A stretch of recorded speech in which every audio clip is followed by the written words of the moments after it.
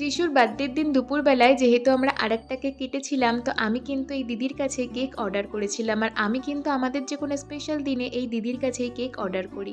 তো আমি দিদির ফেসবুক পেজটা আমার ভিডিওতে ট্যাগ করে দিয়েছি, তোমরা একটু চেক করে নিও। আর দেখো কত সুন্দর কেক বানিয়ে দিয়েছিল। আমরা যেহেতু সবসময় মারামারি করি, তাই আমি এরকমই কেক বানাতে বলেছিলাম। আর তারপর কিন্তু আমি কেকের পাশে ফুলের পাপড়ি দিয়েও একটু সাজিয়ে নিয়েছিলাম।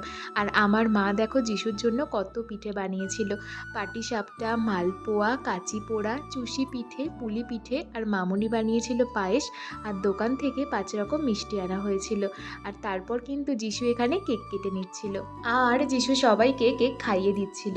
মামুনিকে, মাকে, আমার বাবাকে আর আমাকে। আর তারপর কিন্তু আমিও যিশুকে একটু কেক খাইয়ে দিলাম। আর বিশ্বাস করো কেকটা কিন্তু ভীষণ ভালো ছিল। আর এখানে যিশুকে সবাই আশীর্বাদ করছিল। আমার ঠাকুমা, বাবা, মামুনি, আমার মা আর তারপর কিন্তু এই বাড়ির বাবাও চলে এসেছিল।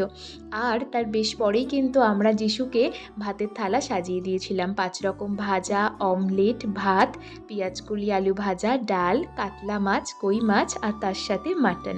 আর যিশুর সাথে সাথে কিন্তু আমরাও সবাই একসাথে লাঞ্চ করে নিয়েছিলাম। আর আমার মা কিন্তু আমাকেও একটু চুষি পিঠে আর পুলি পিঠে খেতে দিয়েছিল।